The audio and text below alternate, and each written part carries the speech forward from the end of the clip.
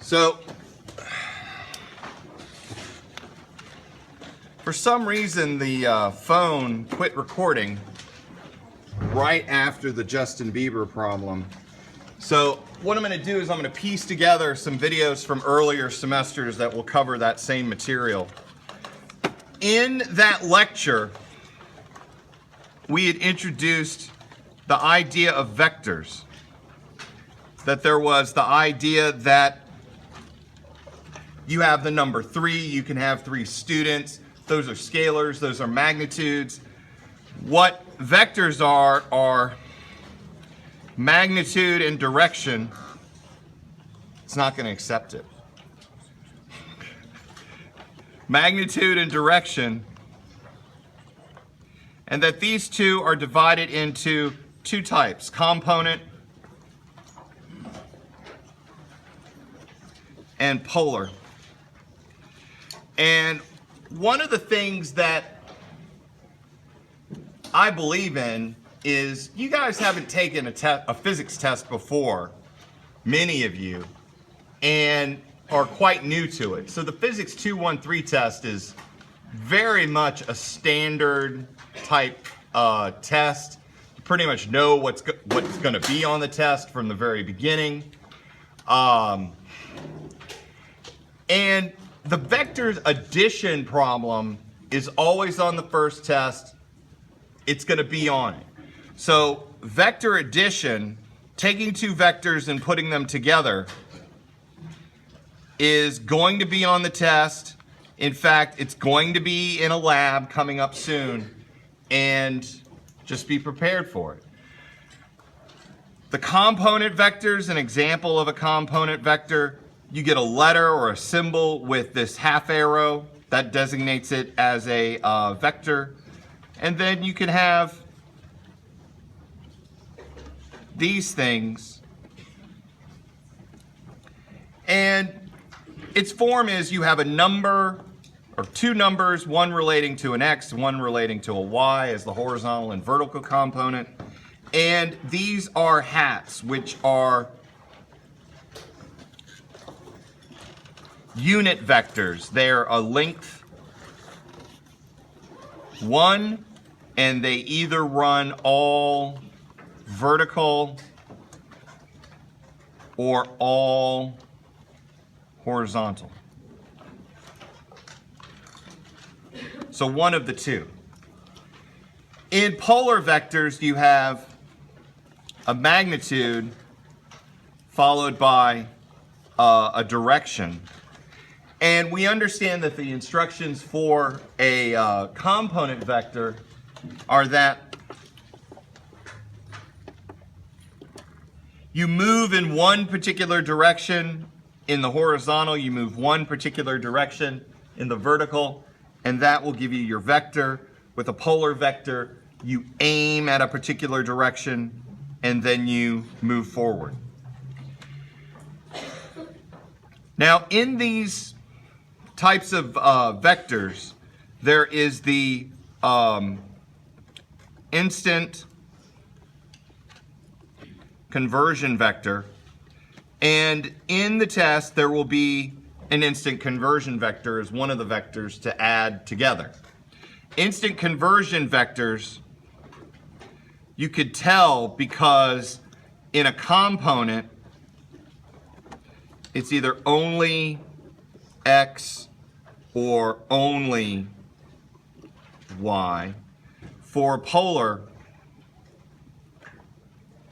it's a multiple of 90 degrees. So if you have 3 meters at 90 degrees, it instantly converts to 90 degrees is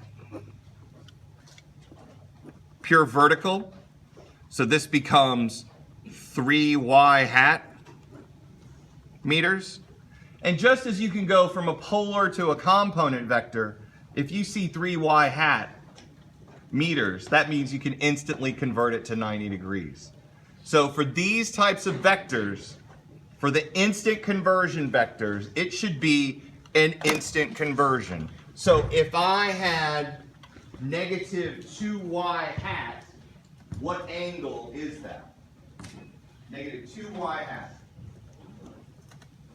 So negative 2y hat is down 270 degrees.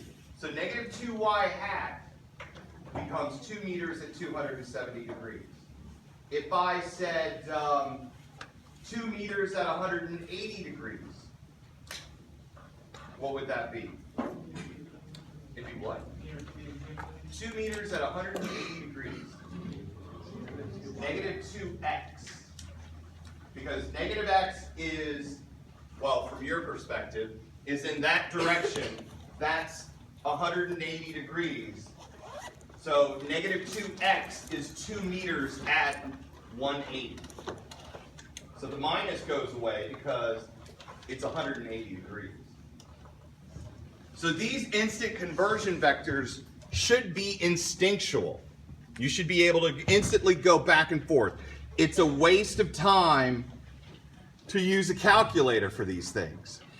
It's unnecessary.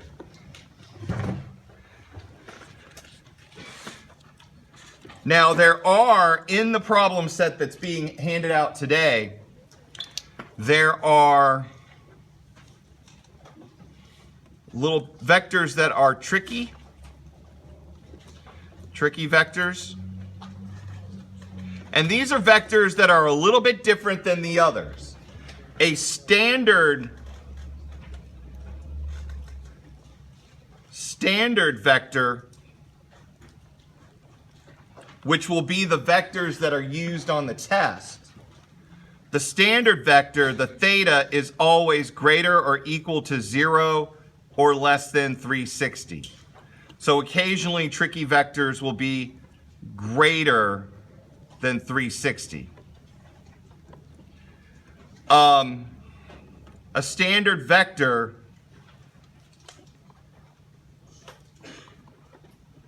the polar vectors, really for theta, the weird ones only come in polar form, I think.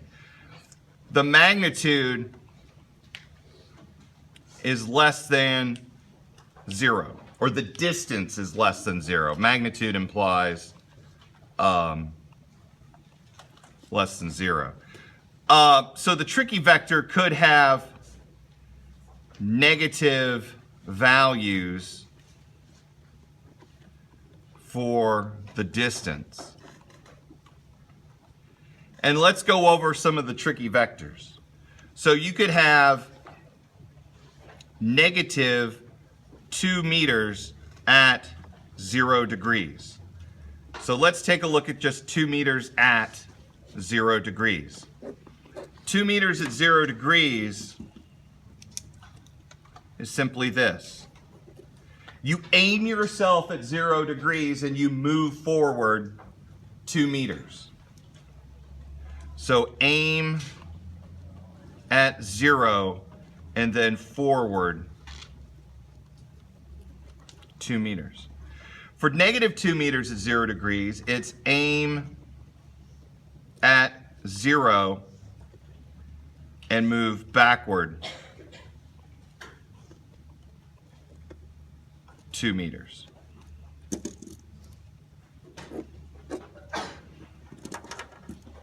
Oh, and then the other thing about theta that could happen is you could have a theta less than 0. You could have a negative value.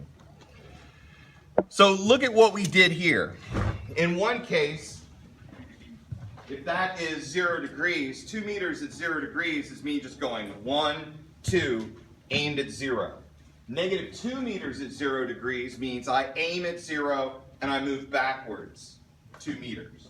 So the difference between negative and positive values for this thing is you just aim in the direction that's shown and then you move in the opposite direction.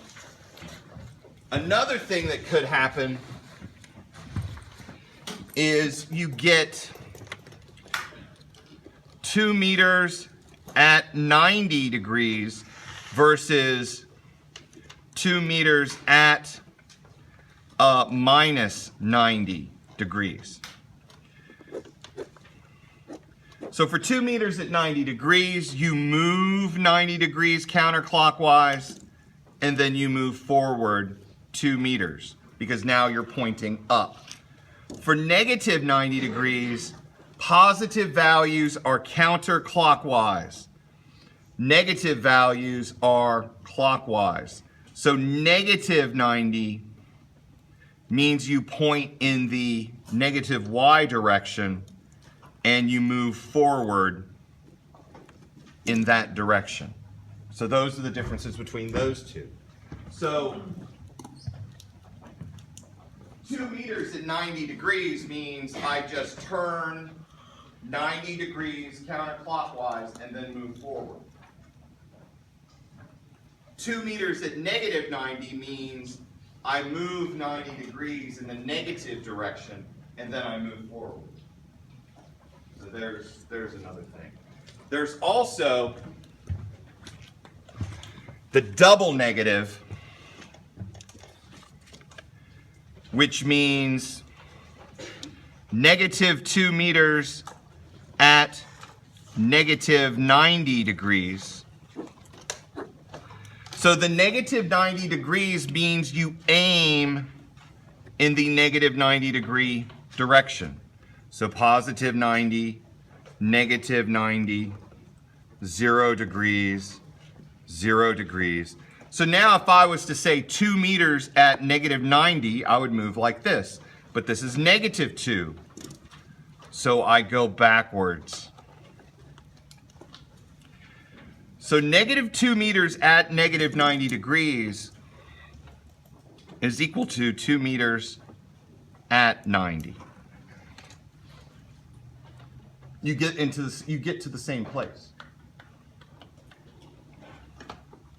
Now, the only other thing that's kind of different is, excuse me,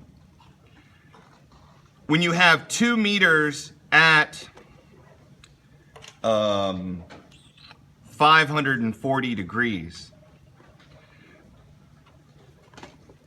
if theta is greater than 360 or equal to 360, subtract 360 degrees at a time until theta is less than 360. So 540 minus 360 is 180. So 2 meters at 540 is the same as 2 meters at 180. And then you start plotting away. Yes? Are both negative 2m at negative 90 degrees and 2m at 90 degrees, are they both being plotted on that graph? Or just Well, it's the same value. I mean, look at that arrow. This is the arrow for when I built it at negative 2 at negative 90. This is the arrow that I built it at 2 meters at 90. So that arrow, it looks the same as that arrow. So they're equivalent. This is for equivalent. When I drew this, I was looking at this. Mm-hmm. And you can tell the big difference is the angle. Negative 90 points in that direction, 90 points in that direction. The dotted blue line is the only difference in the two. All right.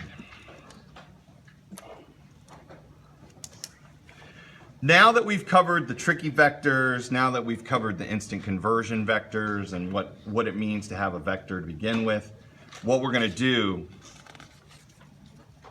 is we're going to cover vector addition, where you take two vectors, you put them together. Now, what we're going to do initially is there's the graphical version, and then there is the mathematical.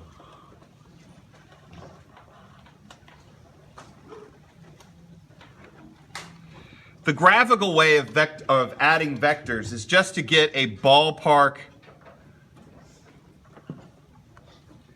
idea of what this thing should look like. It's not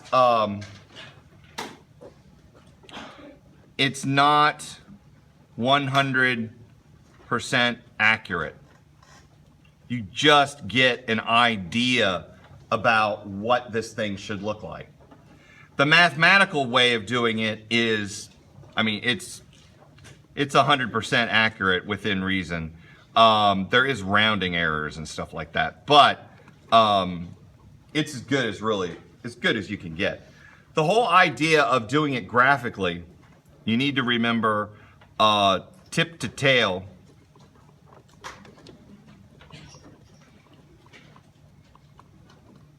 The tip to tail method means that if you have an A vector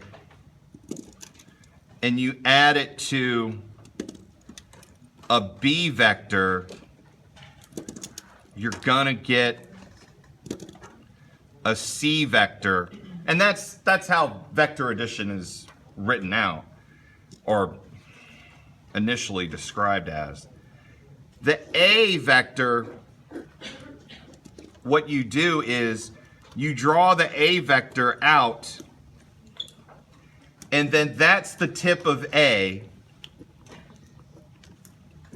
You draw the B vector out from the tip of A, and what that forms is C. The tip of A to the tail of B. And so that's the tip to tail method. Now, there's also the idea of parallelogram method. Parallelogram method. And it's the same thing as, or initially, it's like tip to tail, but with a difference. In vector addition, A plus B is equal to B plus A to get C. So you can write A from the beginning, and you draw B from the beginning. And this is where in the test, just to get it out there, bring pencils, pens, bring a ruler if you want. For stuff like this, for drawing this stuff out, I'm just going to grade to see if you can describe the basics. I'm not looking for true accuracy. I mean, just precise accuracy. But in the parallelogram method, in one case, you're going to go A and then B. In the next case, you go B and then A. And what you should do is you should end up at the same point, creating C. So in the parallelogram method, really what you're doing is you're doing two tip to tails. One, you're going from A to B. The other one, you're going from B to A. You put them both on the same piece of paper. And if your vectors are anywhere near kind of similar, it should end up at the same location. So we have tip to tail method, we have parallelogram method, and then we next need to introduce the idea of equilibrant vector.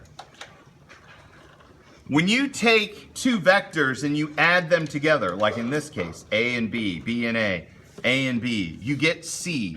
C is known as the resultant vector. The resultant vector is the result of taking two vectors and then adding them together. The equilibrant vector cancels the resultant vector. And if we're using the A and the B and the resultant being C,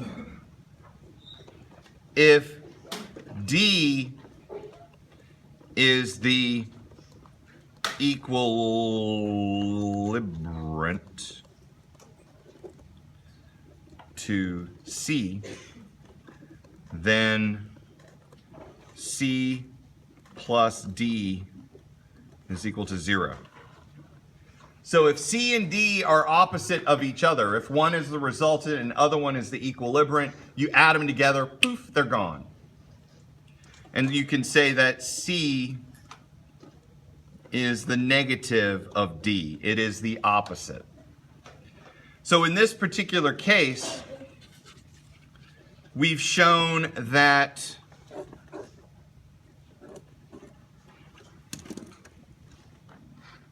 C in our little example looks like this.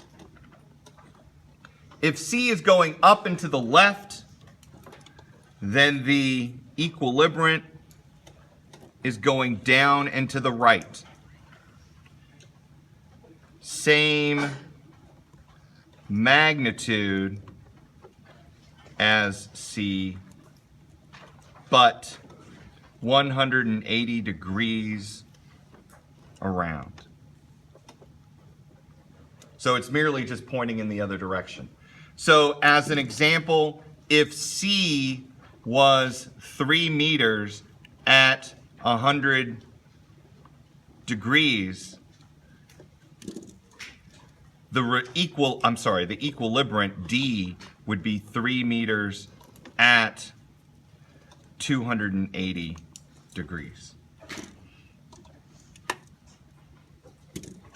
So we've introduced parallelogram method, we've tail to tip, the vector addition, the idea of resultant and equilibrant vector. So we can now move towards adding vectors. So test, problem set answers. We've started talking about, on tests, the SNARK rule, how when you give your answers, I want them in, unless I specifically ask for them otherwise, they need to be in the forms of kilograms, meters, and seconds. Because there was that one person who was all snarky and gave me answers for velocities and furlongs per fortnight, and I had to sit there, and she said, "You didn't say we couldn't use it." I'm like, true. So I took the time and created a rule just for her and applied it to everybody else for the rest of time. That said, I understand that I've talked about tricky vectors, the vectors that are different, where the angles are greater than 360 or less than 0, the way that you could have distances that are negative. When we're doing tests, I'm very serious about my tests. I do not get snarky. They're very straightforward. I understand there's a very high level of anxiety amongst the students. So the answer or the problems that I give will not be tricky, and the answers that I expect for vector addition will not be tricky. For the test and the problem sets, now for component, there's really not any, there's not any way that you could really mess that up. But for polar vectors, the magnitude should be a magnitude. The magnitude should be greater than 0. And the theta should be greater than or equal to 0 and less than 360 degrees. Do not give answers that stray from that. On the test, I will follow those rules. They will not be tricky. They'll be straightforward. Now, granted, on the multiple choice, I may do something like, is 2 meters at 0 degrees the same as negative 2 meters at 180, true or false? If those could happen. But for the straight up vector addition problem, it's gonna be a straightforward shot. Now, as an example, we could do, let's say the A vector is 3 meters at 90 degrees, and the B vector is 6 meters at 210 degrees. What is, not ick, is C if C is A plus B? And what is C's equilibrium? And this is effectively one of the test problems. The conversion problem will be the appetizer problem, a quick little 2-3 minute conversion. The vector addition will be the first of the 3 major problems. So vector addition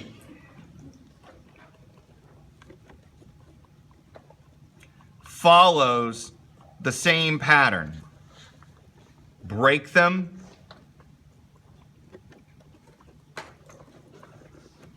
add them, recombine.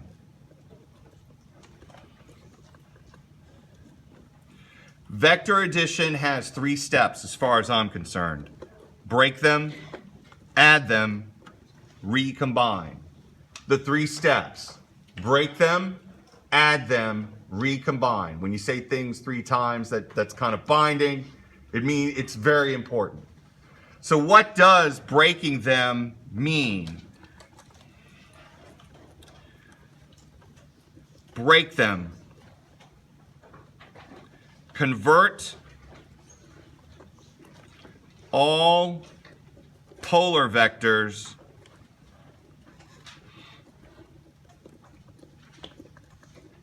to component.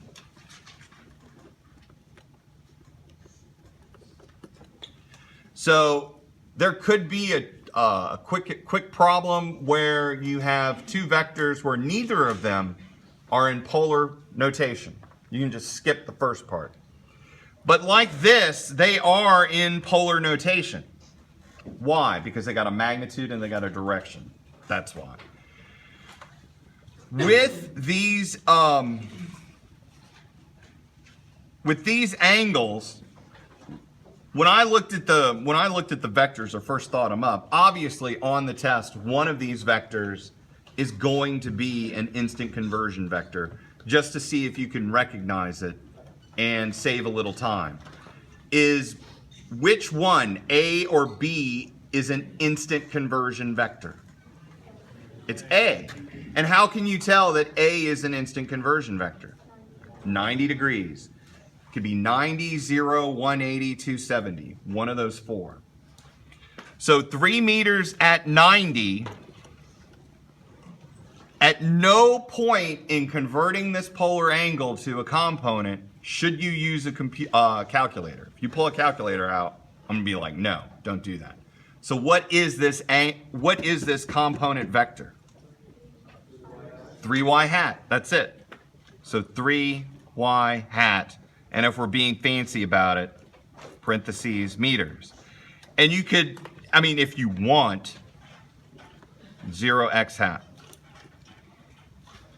And you can just write that down. There is no reason why it should take anything longer than 10 seconds to do it. Next comes the 6 meters at 210. And this one's going to take a little bit longer because I got to introduce the concept of breaking. In this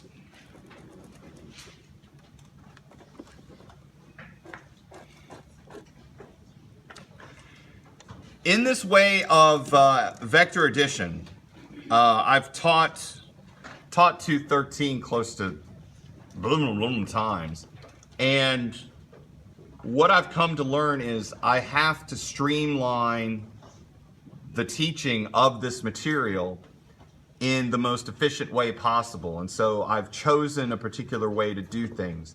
In physics, and I do understand that I do gain some sense of just deep, dark satisfaction in frustrating you with the idea that there are many ways to do physics. In vector addition, the way that I do things, I do it one specific way, and that is with reference angles.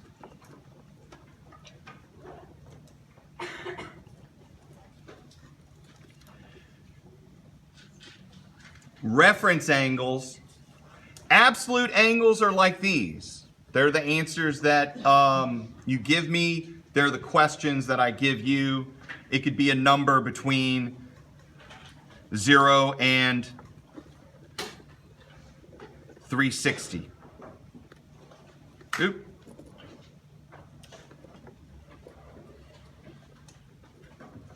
And another way of saying these non-reference angles are absolute angles.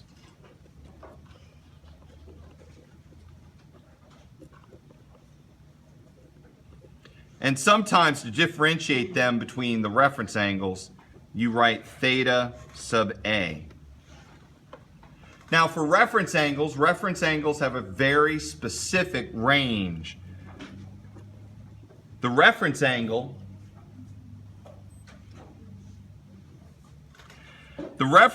is between, it's greater than or equal to 0 and less than 90. And it is, in fact, it's 0 degrees would be an instant conversion vector. So the reference angle is always between 0 and 190.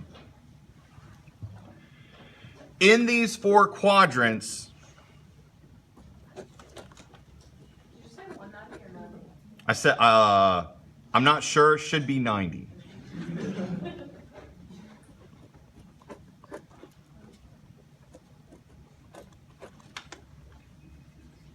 Now there are 4 quadrants. First quadrant, upper right, left quadrant, upper left, lower right. In the component method for x and y, both are going to be positive. For a second quadrant, x and y, negative x, positive y. In the third quadrant, negative, negative. In the fourth quadrant, positive, negative. So if you saw a component vector with a positive x and a negative y, you are in the what quadrant? Positive x, negative y, fourth. This should start developing as an instinct, just reflexive. So with these quadrants, they convey certain types of quantities. If I say second quadrant, you know for a fact that the x is negative and the y is positive. It just has to be that way. For theta, all theta r must be greater than 0 and less than 90. They have to be in the way that we do things.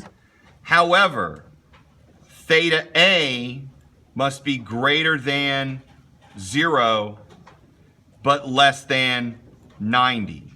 Now what I'm doing is I'm excluding the instant conversion vectors, because if you get a resultant that's an instant conversion vector, Einstein and Newton have smiled down upon you, and you could just instantly convert. For the most part, in a testing situation and in the problem sets, you're not going to get an instant conversion vector on the back end. There's 1 or 2 on the problem set, but not many. Quadrant 2, that absolute angle must be less than 180, and it must be greater than 90. So if I say you've got a second quadrant vector, you know for a fact that this thing must be greater than 90 but less than 180. For third quadrant, less than 270 but greater than 180. And then the theta for absolute is greater than 270, but less than 360. So those absolute angles fall between different fall in different ranges.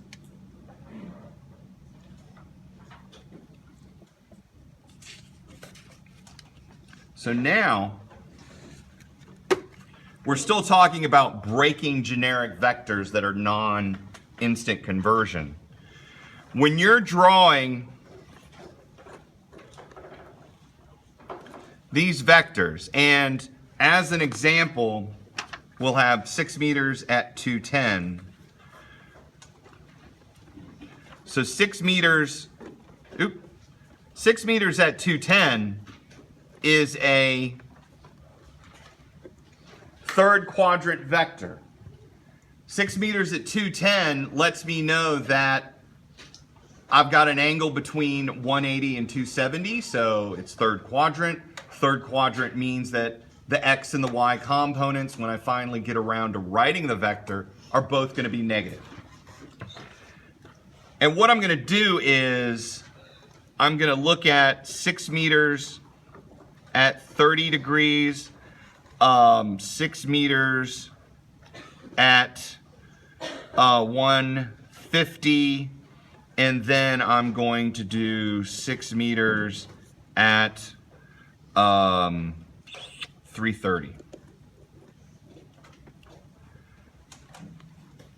When you draw these vectors, the way that I do it, and there are many ways to do this, and if you do it a different way, I'm very happy for you. But if it falls apart and you fall in the velociraptor pit, I can't help you.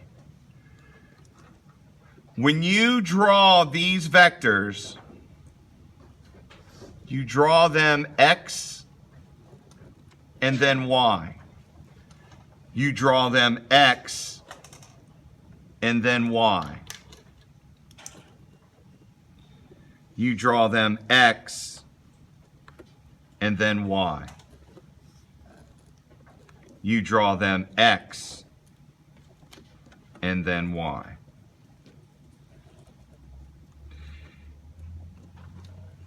So these are the 4 vectors. These are their components that are drawn, and you always go x and then y. The reference angles are these. The reference angles always fall down or up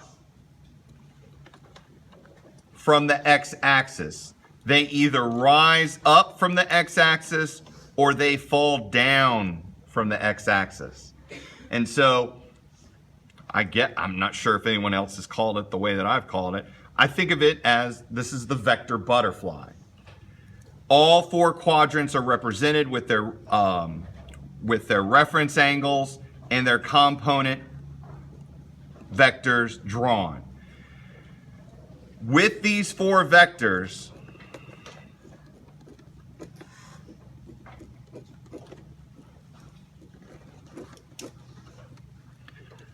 the first quadrant vector, you can just look at it and see that the absolute angle is equal to the reference angle.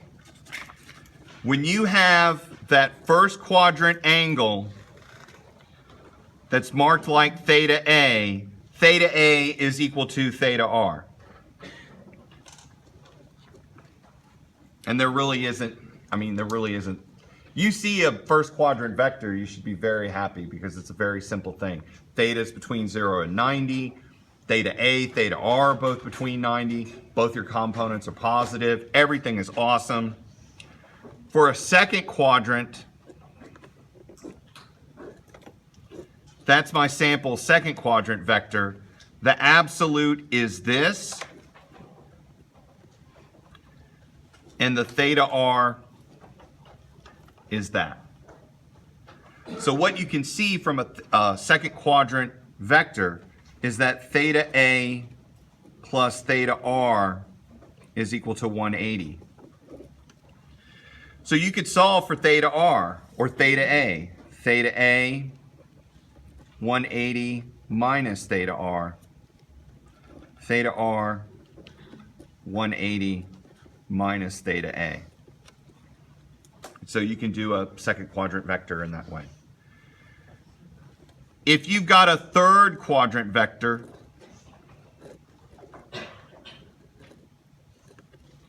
that's your absolute, and that is your reference angle. Once again, the reference angles either rise up or move down from the x-axis.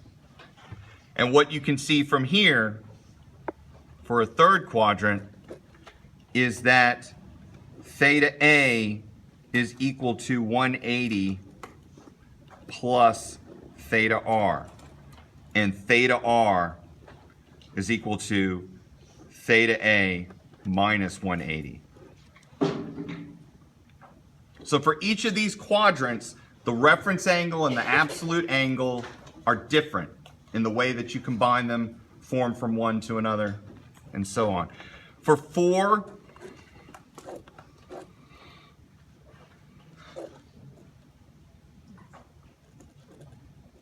it's like that. That is the absolute angle, and that is your reference angle. And theta A plus theta R is 360. And you can solve it for anything. Theta A, 360 minus theta R. Theta R, 360 minus theta A. And so for each of these 4 quadrants, there are 4 ways of combining the absolute and the reference angles. Now, why am I being so insistent about always move x and then y when writing out your components for your vectors? Reason? It's because you've been academically abused as a student when you've been in trig class in high school. Pretty much it's been consistent, has been consistent. You've been taught this.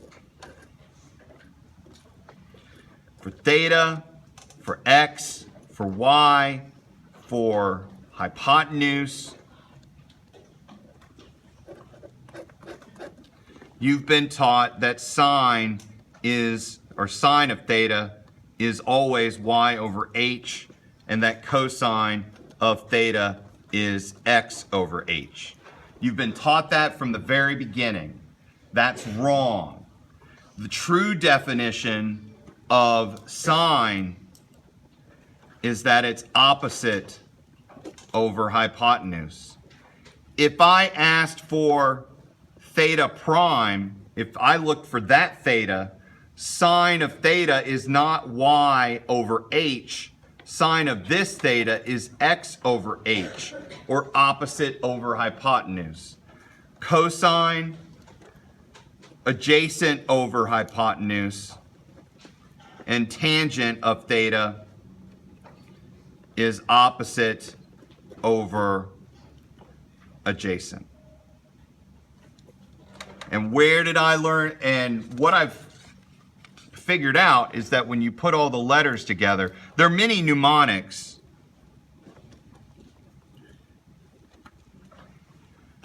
SOHCAHTOA. And there's this whole story behind SOHCAHTOA. There's a chief wants to build a teepee.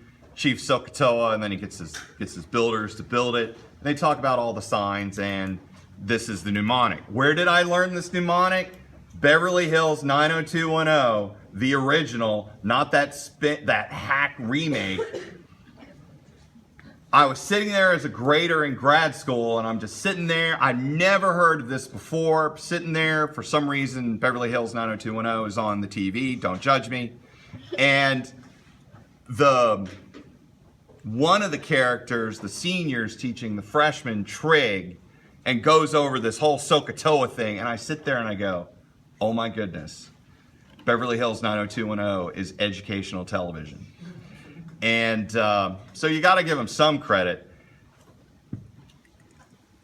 This is the true definition of sine and cosine and tangent. It is not y over h. It can be, and the reason why I ask that you guys draw x and then y is that in this system,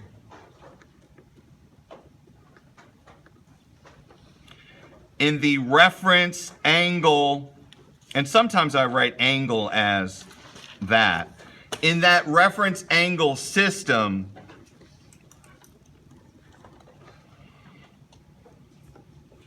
that y part is h sine theta, because you get sine theta. If you're always doing your reference angles, it's either xy like this, xy like that, xy like that, xy like that. And you can always say that these y components are h sine theta, or related to sine theta is y divided by h in this case. So there is a method to the madness. I just want you guys to understand where these things come from. The x components, cosine theta, is x divided by h, and x is h cosine theta.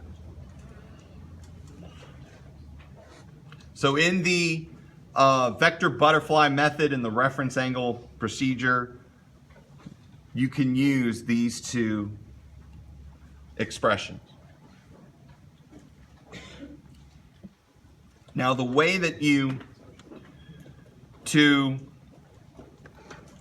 break a vector conventionally,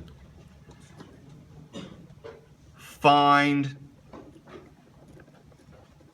the reference angle first. So 210, which was the absolute angle for the B vector in this problem, is theta A. It's a third quadrant, so theta A is equal to theta R plus 180. So theta R is 210 minus 180.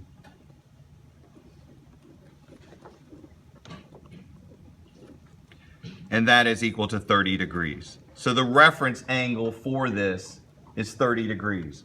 Regardless of the quadrant, always figure out your reference angle first before you do anything else. Next, find the magnitudes of the components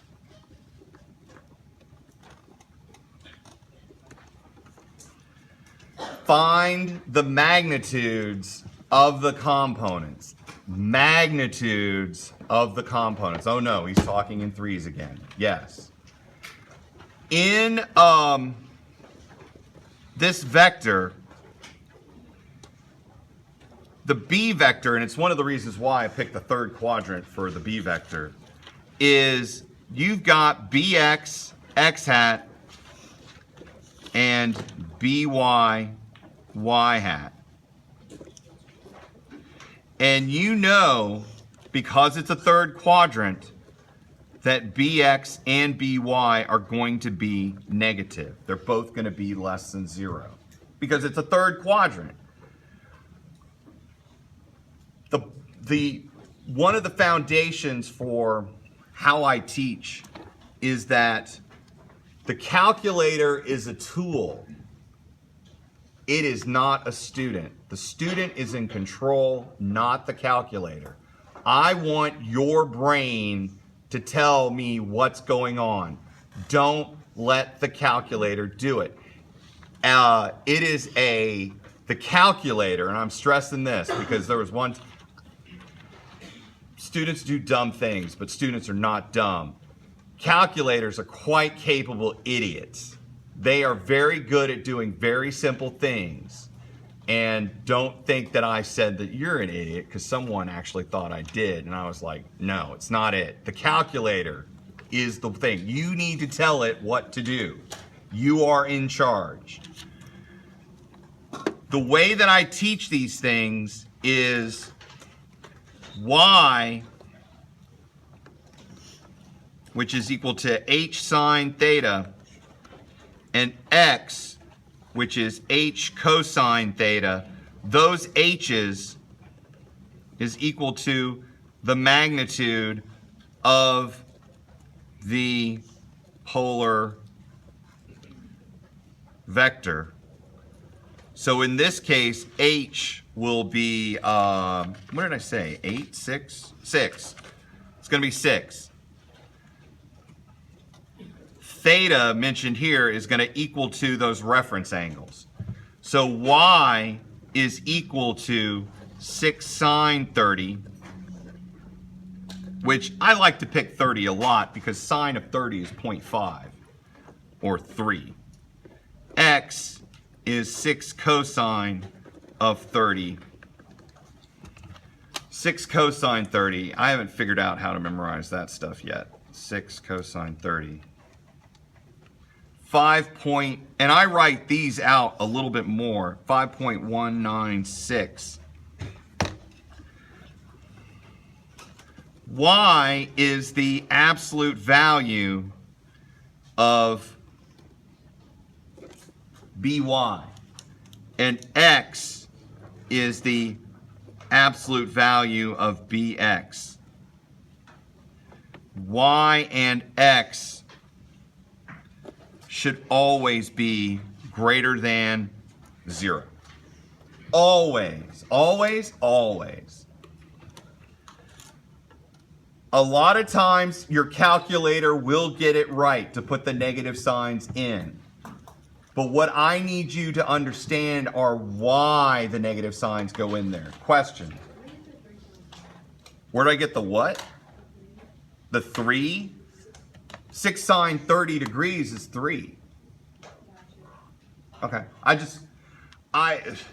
memorized that the sine of 30 is 0.5. 6 times 0.5 is 3. Or you can type that in your calculator. I don't mind. All right, so x and y are greater than 0. And I understand this seems a lot like, we've been spending now 45 minutes on the same problem. I accept this, but what I'm really teaching you is not how to do this specific problem. I'm teaching you the technique for the whole thing. You understand this technique for this lecture, you could do any vector addition problem I give you, and you can ace that part of the test.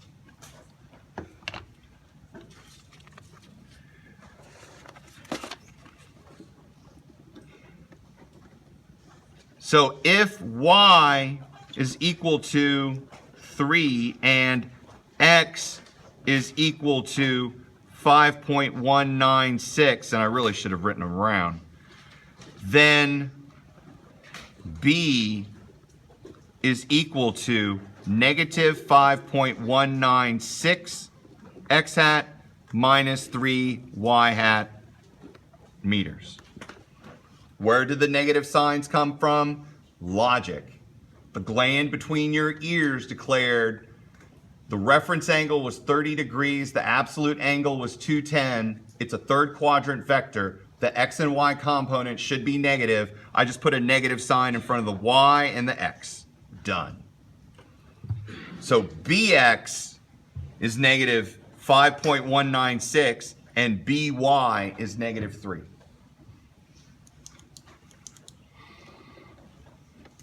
We've now done step 1. Step 1 was to merely break these polar vectors into their components. One was an instant conversion vector, which basically teaches us how to deal with instant conversion vectors. And then the second is how to convert a generic polar vector into a component vector. Stage 2, add them. Things are going to start picking up. A was 0 x hat 3y hat. B, negative 5.196 x hat minus 3. Uh-oh. Wow. This is going to be fun. I didn't intend it to be this easy. So what you do when you add them, x's to x's, y's to y's. You do not add x components to y components. You do not add y components to x components. Like in Ghostbusters, you don't cross the streams. Crossing streams is a bad thing, except at the end of the movie. With this, 0 minus 5.196, c vector is minus 5.196 x hat. Positive 3 and negative 3 cancel, so c is negative 5.196 x hat meters. Now, we've basically gotten the resultant in component notation. To get the polar, it's an instant conversion vector. It's negative x. So what is your theta for this? For negative x, what is the associated absolute angle for this? 180. So it is now 5.196 meters at 180.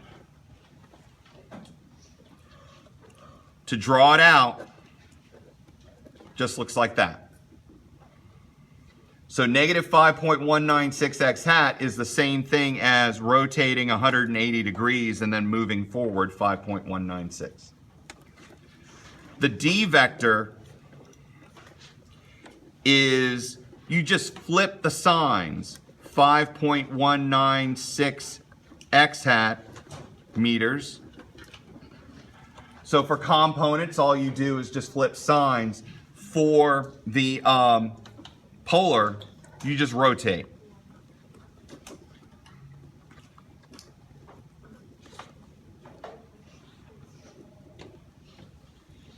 And so this is, we unintentionally skipped the third problem, which is the third part, which is the recombine, because the recombine in this case is an instant conversion vector. What we're going to do for the next few minutes, probably like another 5 minutes or so we can get out of this hot box, this furnace,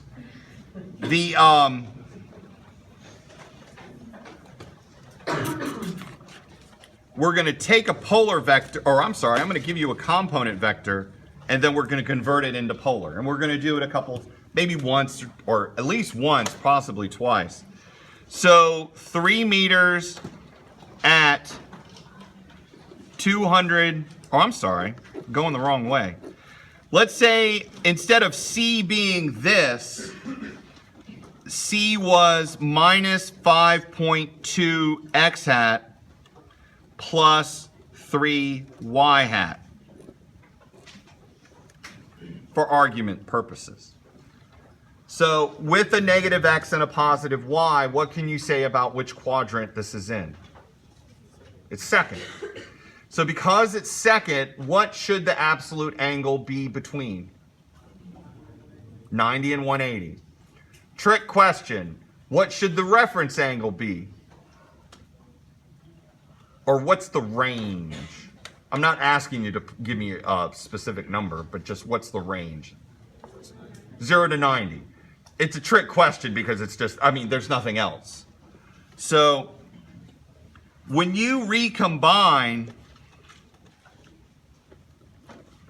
you're taking a polar vector and you're changing it into, I'm sorry, you're taking a component, converting it into a polar.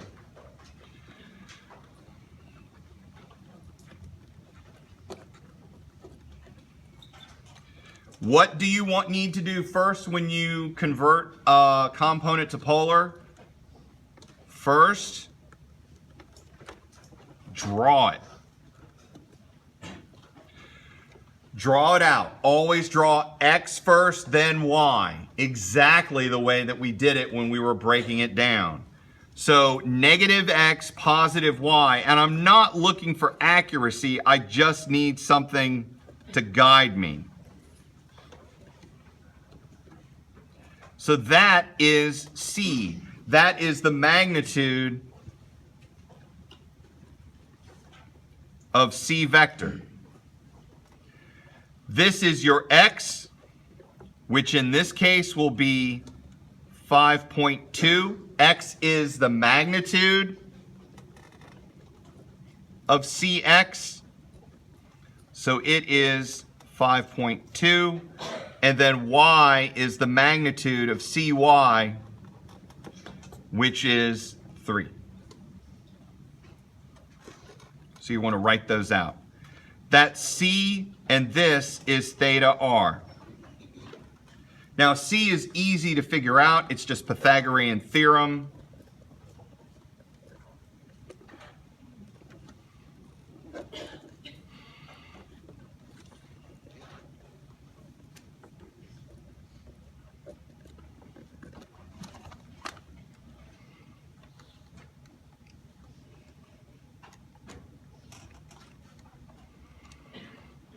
Wow, it's amazing how this stuff actually works out. And I get 6.00.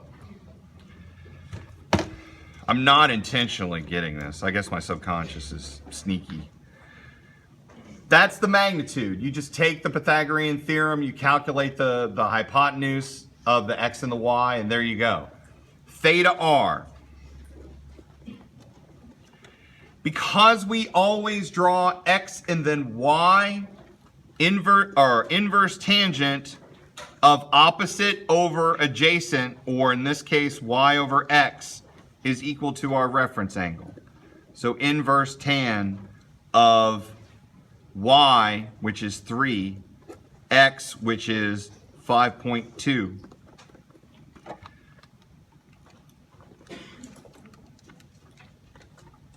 and I get 30 degrees. Wow, that just, or I guess, you know what? I probably picked it out from this. So our reference angle is 30 degrees. The reference angle is 30 degrees for our second quadrant vector.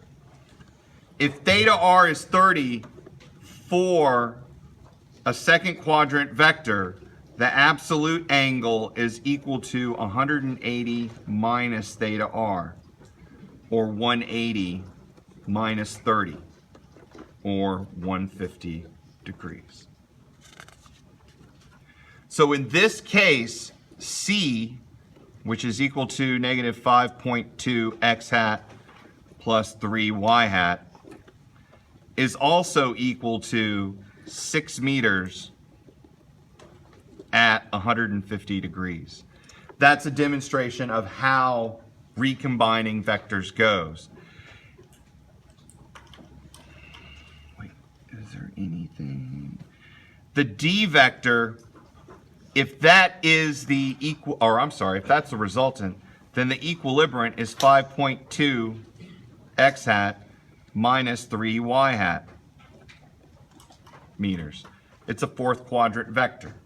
So you just add 180 degrees to this and you get 6 meters at 180 plus 150 is 330. And so you've gotten the vectors. All right. For each of these 4 quadrants, and I'll start posting stuff on Blackboard when I get around to it, is there's a chart of how, I've built a chart of how to recombine for the 4 quadrants. Yes? On the test, you're going to want the equilibrium both component and polar? Yeah. Yes, I will be very specific on the test about what I want. It may be that what I'm really thinking about is for a test situation, I may only want the resultant in polar, because what we do as graders, we don't want to check 4 different answers. If you've got that resultant in polar nailed down, we know you're gonna, I mean, it's just wasting all of our time to sit and reconfirm everything. So if we see this, we typically just give you full credit and move on. Last thing, just announcements about what we're gonna do. We're done with vectors. You should be able to do the first like 8 problems. The first 6 of the 8 are a little bit tricky. 7 and 8 are just power vector addition. On Thursday, 2-dimensional motion, ballistics. That's it.